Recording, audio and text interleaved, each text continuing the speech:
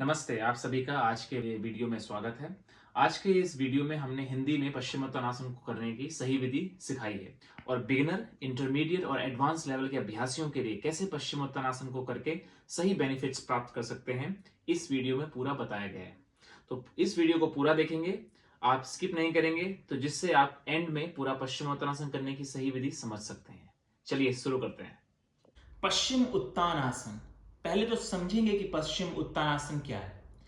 पश्चिम का मतलब होता है पीछे का भाग, शरीर के पीछे का भाग। तो पीछे का भाग कौन सा है शरीर का? पीछे की हील। ये हील से लेके आपके टखनों से लेके पीछे बैक ऑफ द हेड, ये जितनी नाड़ियां ऊपर की तरफ जा रही हैं, पीछे के पूरे भाग को हम पश्चिम कहते हैं। उत्तान करना, उस पश्चिम भाग को उत्तान करना है, मतलब उसे खींचना है। पश्चिम को उत्तान करने का मतलब पश्चिम को आपको खींचना है पूरा। तो इसको आपको उत्तान करना है। एक एक अंग जहां से हील से स्टार्ट होते हुए आपके पूरे पीछे के हेड तक खिंचाव पहना जाना चाहिए। तो पश्चिम उत्तान इसको बोलेंगे। अब इसको पश्चिम उत्तान का मतलब है कि जब पीछे का भाग खींच रहा है तो आगे का भाग श्रिंक हो रहा है, छोटा हो रहा है। लेकिन इस आसन में हमें यह करना है कि आगे के भाग को इतना भी छोटा नहीं करना है। अब समझिए इसको कैसा करना है। जब पीछे के भाग को हम खींचते हैं तो समझेंगे कि आपका पेट अंदर की तरफ जाता है। तो हमें इसको अंदर की तरफ लेके नहीं जाना है। पेट की चर्बी घटाने के लिए पश्चिमोत्तानासन को बहुत महत्वता दी गई है। लेकिन कैसे? जब हम डायनामिक आसन करते हैं, जब आप ऐसे ऊपर नीचे ऐसे मूव करते हैं तो कर्व ऐसे हम इसको बिल्कुल निचोड़ सकते हैं। समझिए इस बात को गहराई से। जब हम पेट की चर्बी को घटाने के लिए डायनामिक मूवमेंट वाले आसन करते हैं तब तो हम इस मसल्स को बिल्कुल छोटा कर देंगे। लेकिन जब हम स्टैटिक आसन करते हैं, जब हम आसनों में रुकते हैं, तब इसको ऐसा सिकोड़ के नहीं रुकना है। इससे पेट की चर्बी गर्म नहीं होती। कैसे होगी अब समझिए इसको। सिकोड़ना नहीं है, इसको फैलाना है और दबाव डालना है। एक होता है निचोड़ देना, एक होता है दबाव डालना। आपको इसको दबाव डालना है और वहां पर आपको उस दबाव को मेंटेन करते हुए सांसों के ध्यान को लगाते हुए कुछ समय तक वहां पे रुकना है। तो ये पश्चिमोत्तानासन करने की सही विधि है। कैसे करेंगे? दंडासन पे आएंगे। अब जब दंडासन पे आएंगे तो कोई आप समझेंगे किसी को तो स्पाइन सीधा नहीं हो पाएगा, कोई कर्व में बैठेगा। तो उसके लिए एक उपाय यह है कि आप अपने बटक्स के नीचे, कूल्हों के नीचे आप या तो कोई तकिया रख दें, या तो कोई ब्लैंकेट को फोल्ड करके रख दें, या फिर कोई ब्लॉक, अगर योगा का ब्लॉक आपके पास है तो उसको भी रख सकते हैं। रखने के बाद आपका बटक्स पैरों से ऊपर होगा। इससे क्या होगा? इससे आपका स्पाइन झुकेगा नहीं। और मैंने क्या बताया था? सिकुड़ना नहीं है पश्चिमोत्तानासन में। इसको ऐसे नहीं करना है पश्चिमोत्तानासन में।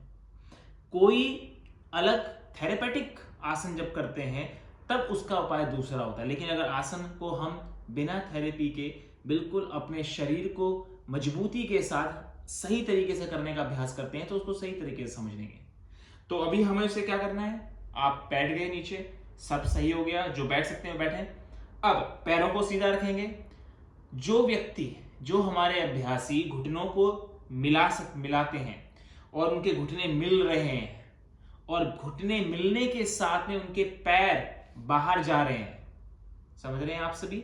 घुटने तो मिल रहे हैं लेकिन आपके फुट अलग हैं, तो वो सारे अभ्यासी अपने पैरों को खोल के पश्चिमोत्तानासन करेंगे, नहीं तो आपका पेट फैलेगा नहीं साइड में। पहली बात। दूसरी बात आप समझेंगे कि जब आप पश्चिमोत्तानासन करते हैं तो आपके जो नीचे का जो हील, ये एरिया, ये बिल्कुल सटा हुआ होना चाहिए जमीन पे, ये वाला। अगर ये ऐसे गैप रहेगा तो इसका मतलब यह है कि आपका जो हील है इसका प्रेशर सीधा नी पे जाएगा, क्योंकि आपका नीचे का पैर बिल्कुल पंगु है, मतलब कि आपका नीचे का पैर बिल्कुल स्टेबल नहीं है। तो आपको समझना है कि इसको बिल्कुल सटा के रखना है। दूसरी बात। तीसरी बात आपको ख्याल रखनी है कि जब आप सांस को छोड़ेंगे तभी आप नीचे जाएंगे। ये बहुत जरूरी बात है ध्यान में रखने की। अब इसको अभ्यास को करते हैं। तो आप बैठेंगे, सांस को लेंगे ऊपर खींचते हुए, हाथों को पूरा तान देंगे और एक्सहेल करते हुए नीचे चले जाएंगे। जो हमारे अभ्यासी हाथों को ऐसे रख के पकड़ सकते हैं, फुट को पकड़ेंगे, नहीं पकड़ सकते हैं तो बिट्टो को भी पकड़ सकते हैं। और अगर आपको इंटेंसिटी बढ़ानी है, मजबूती बढ़ानी है, तो आप ऐसे भी पकड़ सकते हैं। ये हमने पकड़ लिया। आप बेल्ट भी यूज कर सकते हैं, बेल्ट लेके आइए, बेल्ट को पकड़िए। हमने इसको ऐसे पकड़ा है। अभी देखिए, समझेंगे इसको, ये सही है, ठीक है, ये सही है, पीछे का स्पाइन सही है, सही है, लेग सीधा है, सीधा है।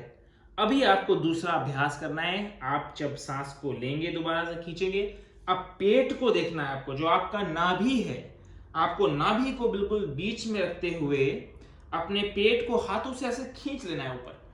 खींचते हुए अपने हाथों से जो आपकी मसल्स है, जो आपकी चर्बी है एक्स्ट्रा, उसको उठाते हुए थाइस के ऊपर रख देना है ऐसे। बस अब जब आपको लगेगा कि आपका जो बॉटम रिब्स है, नीचे का जो आपका ये छाती की हड्डी है, ये अगर थाइस पे टच होती है तो आपको वहीं पे रुक जाना है।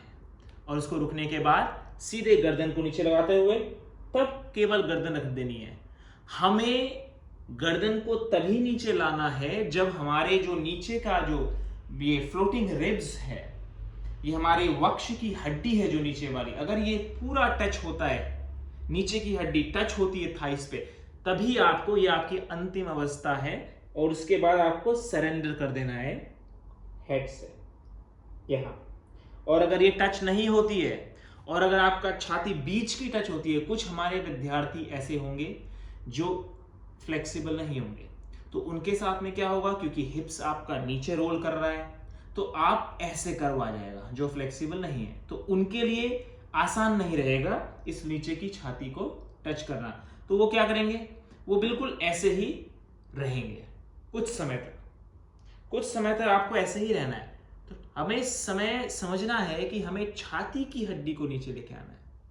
और जब आप लेके आएंगे तो ऐसे एक्सेल, रुक जाएंगे यहीं पे।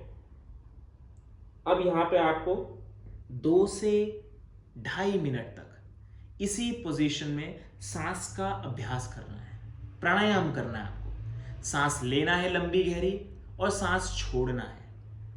कुछ हमारे विद्यार्थी कुछ और आसनों में आपने देखा होगा कि जब आप सांस लेते हैं तो आपको सांस ढंग से नहीं आता है। क्यों होता है ऐसा? क्योंकि आपका जो पेट है वो श्रिंक हो गया। इसीलिए मैंने पहले बोला श्रिंक नहीं करना है, खींचना है, पेट में सांस भरना है। उस पश्चिमोत्तानासन में सांस को भरना है।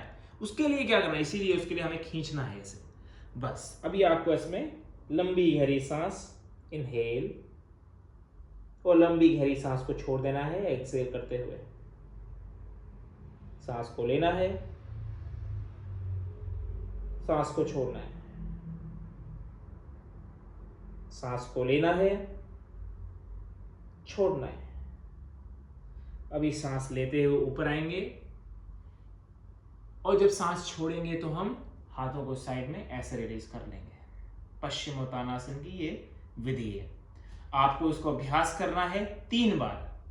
3 बार आप अपने सुबह उठने के बाद, फ्रेश होने के बाद इस अभ्यास को लगातार करेंगे तो पहला, कब्ज की समस्या पूरी समाप्त। रेगुलर कॉन्स्टिपेशन, अगर आपको पेट में दर्द करता है, पूरी समाप्त। अगर आपको एक्स्ट्रा फैट है साइड में या बढ़ रहा है, धीरे धीरे धीरे धीरे 21 दिन के बाद, 45 दिन के बाद धीरे धीरे धीरे धीरे अगर आप ऐसे ही अभ्यास करेंगे निर्देश के अनुसार, पूरा आपका बॉडी शेप में आ जाएगा। आपका तीसरा बेनिफिट, नीचे के जो पैर है, पीछे का जो पैर का हिस्सा है पूरा फ्लेक्सिबल, जिससे आपको चलने में बड़ी सुविधा होगी। नी की समस्या रहती है क्योंकि आपका नीचे पीछे के पैर स्टिफ होता है, तो नीज को मूव करने के लिए स्पेस नहीं मिल पाता है। तो इसीलिए पश्चिमोत्तानासन करेंगे तो पीछे का पैर फ्लेक्सिबल होगा, तो आपका नी को स्पेस मिलेगा कि आप उसको मूव कर सके। तो गठिया की नी की समस्या समाप्त। तीसरा, पैरों में सर्कुलेशन बहुत जाएगा क्योंकि आप पैरों को स्ट्रेच कर रहे हैं। स्पाइन में सर्कुलेशन बहुत बढ़ेगा, स्पाइन को स्ट्रेच कर रहे हैं, तो पूरा शरीर का जो सर्कुलेशन है ब्लड का, पूरे शरीर में प्रवाहित होता है पश्चिमोत्तानासन करने से। अभ्यास करेंगे और इसको शेयर करेंगे अपने सगे संबंधियों को, अपने मित्रगणों को, सबको शेयर करेंगे। और इसी अभ्यास को आपको लगातार करते रहेंगे दिन 1 दिन, 2 दिन, 3 दिन दिनचर्या में लाएंगे, धीरे धीरे अभ्यासों को बढ़ाएंगे, तो आपको अच्छे स्वास्थ्य का लाभ मिलेगा। नमस्ते।